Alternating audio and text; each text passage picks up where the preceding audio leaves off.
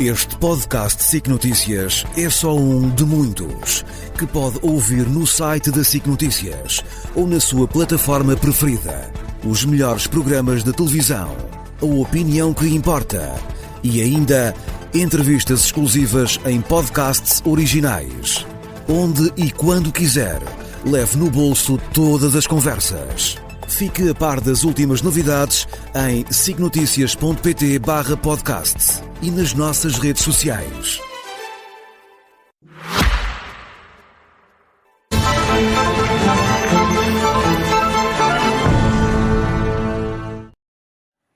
Boa noite. As presidenciais começam a ganhar forma e os partidos testam movimentos, uns mais discretos, outros mais declarados. Entretanto, o conservadorismo vive um paradoxo. Chega ao poder em vários países, mas já não parece saber o que representa. E em Portugal, o governo promete aliviar o IRS mesmo com avisos sobre a saúde das contas públicas. Está tudo em cima da mesa, agora no Torto e Direito, com o Miguel Morgado. Miguel, bem-vindo, mais uma vez. Obrigado, claro. Miguel, comecemos pela questão das presidenciais, porque temos aqui uma nova candidatura de António Filipe, do PCP, e duas novas ameaças, chamemos-lhe assim, de Isidro Moraes Pereira e de Santos Silva. Ou seja, atenções viradas para o PS e para o Chega. Quem é que se mexe primeiro e o que é que podemos esperar neste campo?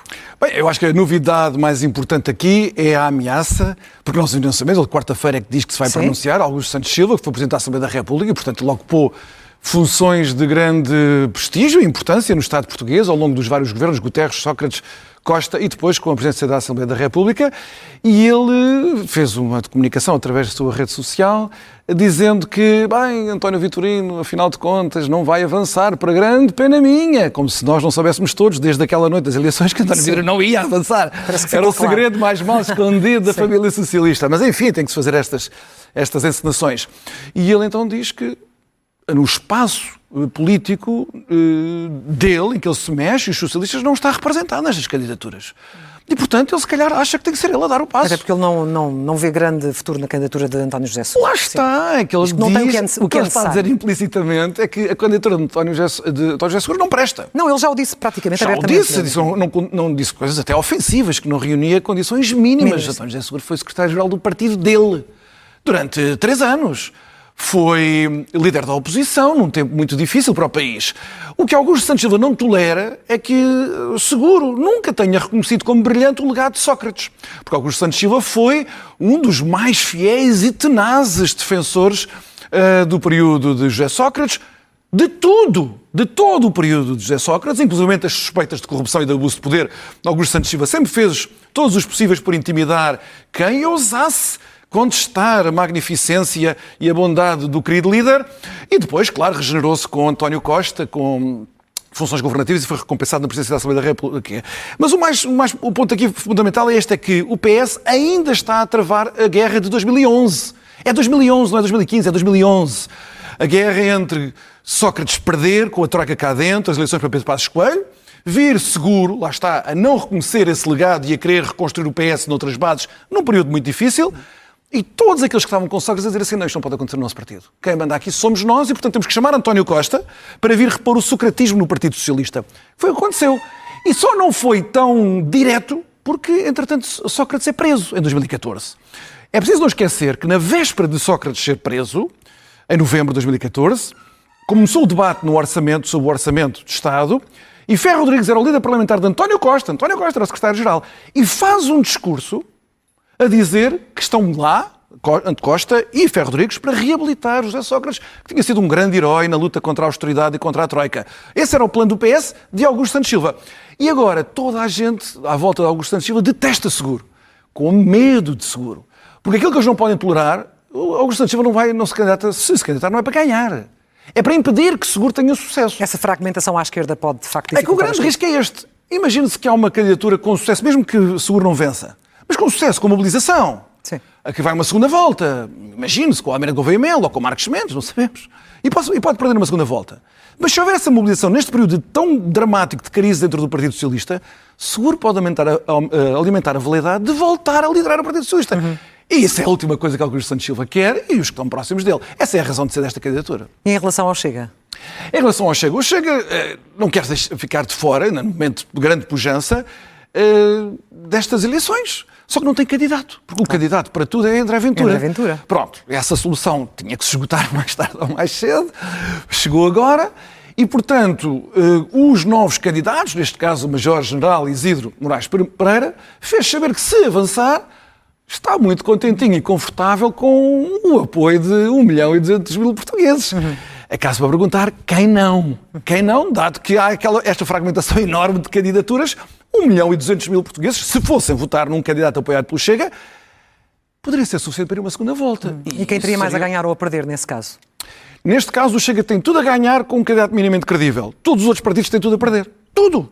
PSD, com o seu candidato Marcos Mendes, o Almirante Gouveia e Melo e qualquer candidato da esquerda que fosse ultrapassado do ida à segunda volta por um candidato desconhecido que ele próprio reconheceu, que aparece porque, como comentador televisivo, e eu estou-me a rir porque eu também sou, as pessoas lhe disseram: epá, devias-te candidatar, pá, és um tipo com serenidade, com sensatez, devias-te candidatar. Isso não é razão suficiente para alimentar a ambição de ser chefe de Estado. Mas, de qualquer maneira, foram as razões que ele apresentou. Se um candidato destes e é militar. E é militar, e portanto parece que está na moda. Parece que está na moda em Portugal os militares voltarem em força para a chefia do Estado. País, não é? Para tomar conta do país. Ora bem, Miguel, queremos falar também hoje quero também falar hoje da crise do conservadorismo, uma análise mais profunda. Conservadorismo que ainda consegue vencer politicamente em muitos países, mas que muitas vezes parece de alguma forma ter perdido o norte. De alguma forma considera que o conservadorismo perdeu a sua bússola ideológica ou está apenas a tentar adaptar-se a estes novos ciclos políticos? Eu acho que são as duas coisas. Eu tenho a convicção de que nós vivemos no Ocidente, em todas as democracias, Portugal incluído, uma dissolução de todas as matrizes ideológicas que, apesar de tudo, nos deram orientação nos últimos 50 ou 60 anos. Sim. Já falámos aqui da crise das esquerdas, que, a meu ver, é também uma crise teórica, que é a mais grave de todas, e é a que começou primeiro, mas eu agora gostaria de falar desta, que é mais paradoxal, como a Clara acabou de dizer, porque, ao contrário das esquerdas, não está em regressão eleitoral, há vitórias eleitorais importantes que os partidos à direita têm conseguido, mas já não em nome do mesmo conservadorismo. Sim. Portanto, o conservadorismo tornou-se ali nos anos 60 uma filosofia política estéril, porque era uma defesa dos arcaísmos, imobilismos e, no limite, até uma defesa um bocado cega dos privilégios que vinham de trás. Ora, isso entrava em colisão com o mundo moderno, que é o nosso, que é uma mudança incessante, permanente. Portanto, o conservadorismo foi recuando para se tornar até quase só uma opção estética. Era conservador quem falava de uma certa maneira. Aqui, na América, Inglaterra, na Alemanha, quem se vestia de uma certa maneira. Mas isso não é uma filosofia política. A filosofia política tem que ser uma filosofia do poder, da articulação do poder, de governação. E, portanto, o conservadorismo regenerou-se no final dos anos 60 e, sobretudo, nos anos 70, fazendo uma aliança com o liberalismo. Reagan, Thatcher são os dois representantes mais bem-sucedidos dessa síntese, que é o conservadorismo optar por ser conservador e proteger bens humanos nos costumes, digamos assim, na moral pública, na moral privada, mas fazendo a síntese com um fulgor económico de inspiração liberal. Ora, o que nós vemos é que a direita política, no Ocidente todo, destruiu essa síntese. Portanto, a síntese que foi o segredo dos grandes sucessos conservadores, anos 80, anos 90 e no início deste século, desmoronaram-se. E os dois países que protagonizaram essa grande mudança, Inglaterra com Thatcher e Estados Unidos com Reagan, foram também os primeiros a sinalizar, dentro dos seus próprios partidos conservadores, que já não queriam aquela solução, que já não queriam a adesão à globalização, às privatizações, a liberalizar o mercado de trabalho. Pelo contrário, começaram a apaixonar-se e a deliciar-se com ideias que nem sequer são conservadoras, são anticonservadoras. Vou dar só alguns exemplos. Trump caracteriza isto mais do que qualquer outra pessoa, mas também vale para outros. Também vale para outros que estão a aparecer à direita. A Ventura, aqui, por exemplo, em Portugal, que também se reivindica de um certo conservadorismo. Por exemplo, o culto da personalidade. O culto da personalidade, nós já falámos sobre isto aqui no Torto e Direito, a cegueira do apoio a Trump e a outros líderes à direita. Isso é a coisa mais anticonservadora que pode haver. O apelo ao ressentimento social. Isso foi sempre anátema para qualquer ator conservador. E hoje em dia é um mobilizador intensíssimo nas redes sociais, no discurso político, na ação política, o ressentimento social. E depois até uma espécie de desconfiança da ordem. Ora, o conservadorismo foi sempre a colocação da prioridade da ordem, até sobre outras questões como a liberdade e a justiça. E agora há uma espécie de grande mobilização à direita populista, se quisermos chamar assim, que diz esta ordem que existe está profundamente corrupta e por isso nós estamos dispostos a aceitar uma subversão da ordem. Bem, a subversão da ordem é o contrário de uma mensagem política conservadora. Portanto, parece-me que a filosofia política do conservadorismo morreu, tal como Morreu? nós a conhecemos nos últimos 30 ou 40 anos. Por Não efeito da existe- direita mais radical ou mais Sem extremista? dúvida, e agora esta direita populista, esta direita radical, está a tentar reinventar aquilo que nós podemos chamar, num sentido mais literal e neutro que eu posso encontrar, de aberração do conservadorismo. Quer dizer, já não existe o conservadorismo como nós o conhecemos e, portanto, há manifestações que vão despontando como tipo de experiências sociais que se fazem, mas com esta conotação de conteúdos políticos que são anticonservadores. Não é só serem desligados do conservadorismo, mas anticonservadores. Porque são também profundamente reativos à Porque realidade são muito reativos e num aspecto têm a razão contra o conservadorismo antigo. E que é este. Os populistas vão dizer, nós compreendemos antes de vocês, os velhos conservadores, que o mundo está a mudar muito rapidamente. Muito. E nós queremos imprimir uma mudança, um sentido a estas mudanças. Vocês desistiram. Pois. Vocês estão aqui para se vestir com fatinho e gravata, para falar de uma certa maneira e para apelar a uma tradição que já ninguém conhece. E deixar tudo na mesma, não é? E deixar tudo na mesma. Ora, nós estamos dispostos a fazer uma coisa que também não é nada conservadora, que é um grande entusiasmo com o exercício do poder para transformar as sociedades. O conservadorismo foi sempre este ceticismo relativamente a esse exercício do poder, com o mal que isso também trouxe, que é desistir de prescindir de ser uma filosofia do poder, mas estes populistas agora dizem, não, este poder está aqui para ser usado, porque se não for usado, mesmo passando por cima de todos os escrúpulos conservadores, se não for usado, é usado pelos nossos inimigos. E, portanto, nós agora temos uma reconfiguração radical à direita, radical no sentido que vai à raiz das coisas, em que a direita já não pode contar com as velhas ideias da direita. E, portanto, é por isso que eu digo que não é só à esquerda que as ideias tradicionais estão em dissolução, à direita também estão. Também. E, portanto, nós vivemos neste período de transição, que é um período de desorientação. Sim. E por isso é que tudo nos fenómeno político, nos Estados Unidos, em Portugal, na Alemanha, na Europa, tudo nos parece novo, porque nós já não nos revemos nas referências que nos eram familiares. E, portanto, nós estamos a caminho de qualquer coisa à esquerda, que não sabemos o que é. E estamos a caminho de qualquer coisa à direita, que não sabemos o que é. A chatice é que politicamente é muito perigoso viver sempre num período de transição, que foi o que nos calhou viver. Sim, mas a vida é feita de ciclos e a vida política verdade. também é feita de ciclos. É E verdade. há pouco o Miguel falava precisamente da questão do poder e há aquela velha frase que a autoridade, quando não é exercida, perde-se, É de verdade. alguma forma. É verdade. Provavelmente isto também é um daqueles Mas veja-se como discursos que motiva muito este tipo de É discurso, verdade, mas não o é? conservadorismo antigo procurava inspirar a autoridade. Inspirar, sim. Com as formas tradicionais, com uma certa maneira, com uma certa forma discursiva. Os novos populismos dizem assim, nós não queremos saber dessa autoridade. Trump não quer ser conhecido por alguém que nunca mentiu, que nunca prevaricou moralmente. Não quer está saber. escritas para isso. Não quer saber. É o sucesso da exibição crua do poder que vai trazer o respeito da autoridade. E, portanto, isto é uma inversão das categorias tradicionais do conservadorismo. Sem dúvida. O que é que isto nos vai trazer para o futuro? Não Eu sabemos acho que ninguém sabe. Não sabemos. Falamos então de Portugal. O Governo quer aliviar o IRS já este ano. É uma medida popular, mas que surge num contexto de alerta sobre a sustentabilidade das finanças públicas, Miguel. Esta descida é, de facto, um passo corajoso e pensado ou é uma cedência, no fundo, à opinião pública e à pressão que daí vem? É uma insistência de Luís Montenegro antiga. Isso é preciso reconhecer. Quer dizer, tem havido constância nisso. A questão é que, se nós virmos a redução que já houve no IRS no ano 2024, que foi uma dupla redução, era aquela que já vinha para o orçamento para 2024, que ainda é preparada pelo governo de António Costa, que já previa uma redução do IRS por pressão, é verdade, na altura de Luís Montenegro, que estava na oposição e dizia que era preciso baixar o IRS, e os socialistas tentaram se antecipar, e depois Luís Montenegro, para não perder o pé, para não dizer, afinal eles já fizeram o que eu ia fazer, ainda quis carregar um bocadinho mais o IRS, não foi tão longe como queria, porque na altura era aquela ideia muito ambiciosa do IRS jovem, ideia que a mim nunca me agradou e que me parece ser inconstitucional, aquela ideia inicial do Luís Montenegro para o IRS jovem, mas era uma grande redução do IRS, e agora com este novo fôlego eleitoral, é indesmentível, Luís Montenegro volta à carga. Portanto, nós tivemos uma redução da carga fiscal relativamente ao IRS sobre os trabalhadores, sobre a renda dos trabalhadores, como não havia há muitos anos em Portugal. E nós vamos vê-la agora ser ainda mais aprofundada. Isto não é contraditório com o facto de a carga fiscal ter aumentado no ano passado, porque aumentou. Então, se sobre os trabalhadores ela não aumentou, onde é que aumentou? Aumentou a carga fiscal sobre as empresas. Aí aumentou. E, portanto, é esse aumento da carga fiscal sobre as empresas que mais do que compensou a redução da carga fiscal sobre os trabalhadores, sobre aquelas pessoas que têm rendimentos do trabalho.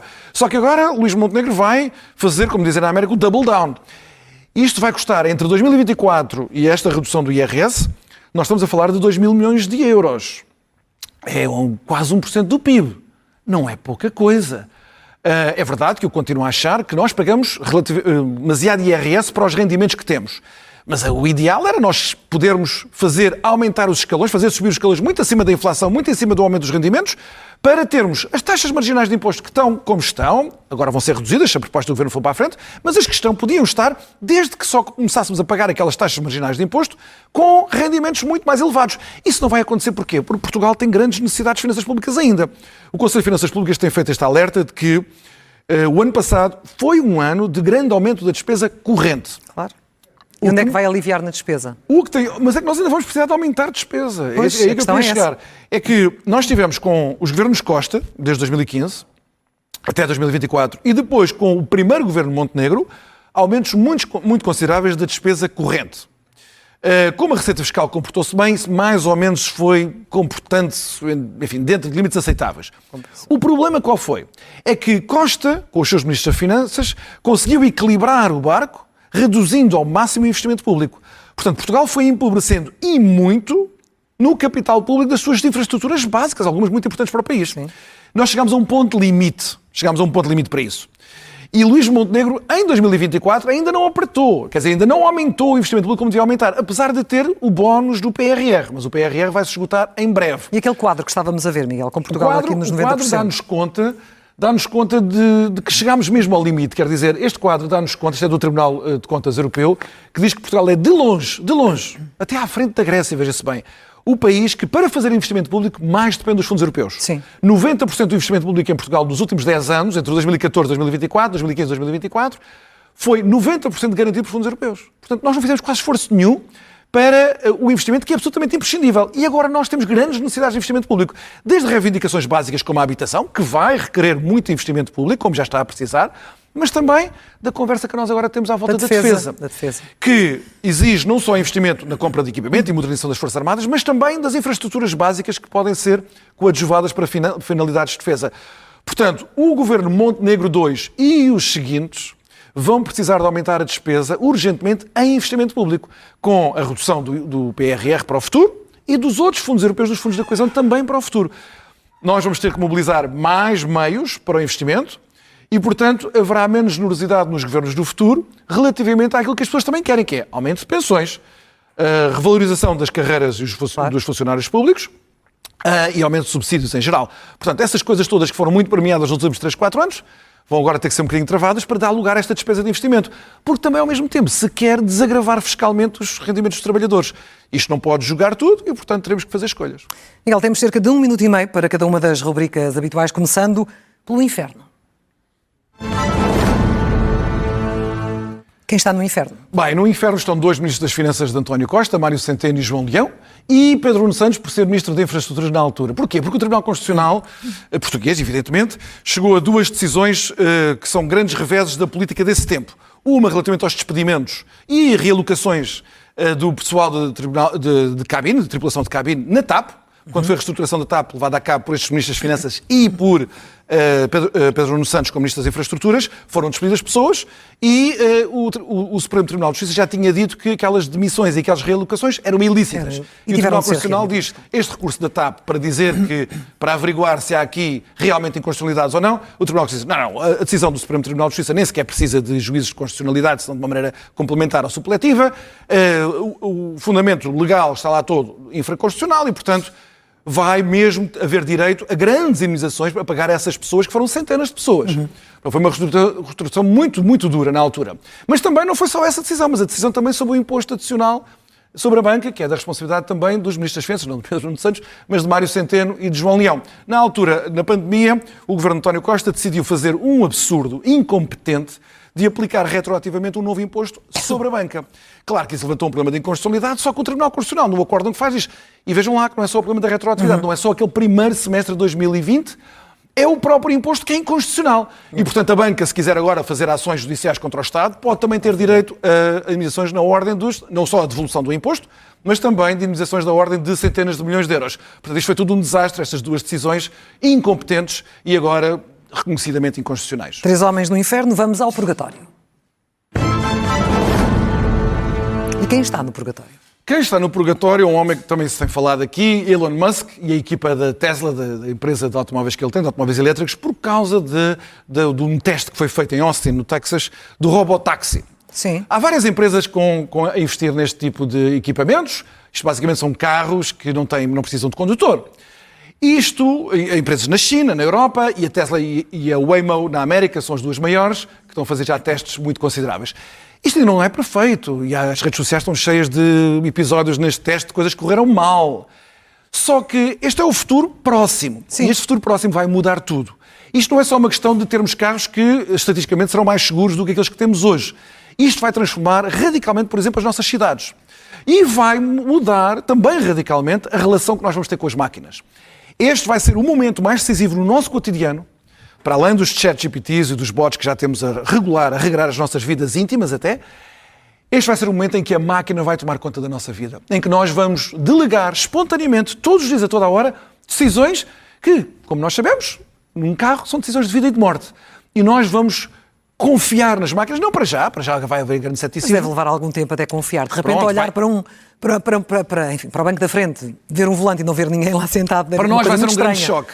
Mas isto é tão irresistível, estes investimentos são tão sofisticados, a articulação destas tecnologias é tão extraordinária, que isto é uma questão de tempo até isto fazer parte da nossa vida. Só que isto não vai ser algo que se acrescenta à nossa vida. Isto vai transformar radicalmente a nossa vida, a nossa socialização, a nossa relação com a máquina, a nossa relação com a inteligência artificial e as nossas cidades. As nossas cidades, a logística das nossas cidades vai ser toda radicalmente revolucionada. Basta pensar que as cidades vão passar a ser muito mais silenciosas, vai deixar de haver carros estacionados nas ruas. Ao menos nós conseguimos imaginar as nossas cidades sem carros estacionados nas ruas. Tudo vai ser transformado, a maneira onde nós vamos viver, toda a logística, as emissões também, nos combates às alterações climáticas. E isto é uma grande transformação nas nossas vidas. Vamos ao paraíso para fechar.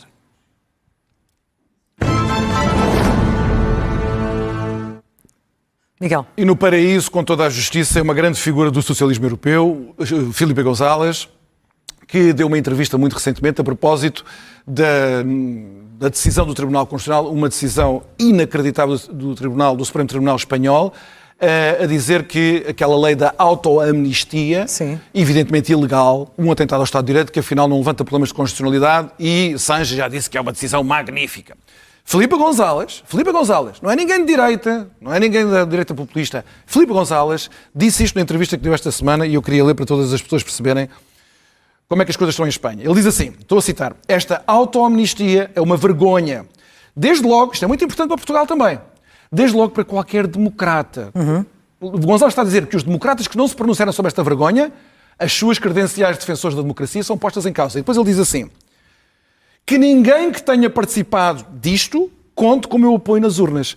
Era tão bom que houvesse essa grandeza de espírito para, em momentos de grande crise ética, e em Espanha, neste momento, a Espanha passa por uma crise gravíssima de degeneração democrática e, portanto, de degeneração ética, de ética pública, era tão bom que os nossos líderes políticos, os nossos protagonistas políticos pudessem ter a grandeza de espírito de sair acima da defesa fanática, cega, da sua seitazinha, do seu partidozinho, em nome daquilo que toda a gente diz defender, os valores do Estado de Direito, da liberdade e da democracia. Sem dúvida, Miguel. É assim que fechamos por hoje este Torto e Direito. Voltamos a encontrar-nos aqui na próxima segunda-feira. Muito obrigada. Até lá. E agora de regresso contigo na edição da noite, Rodrigo. Boa noite. SICNoticias.pt. As notícias na hora e os grandes temas que marcam a atualidade. Informação em primeiro lugar, no site e na app. Os programas, as reportagens, os espaços de opinião. Tudo em SICNoticias.pt.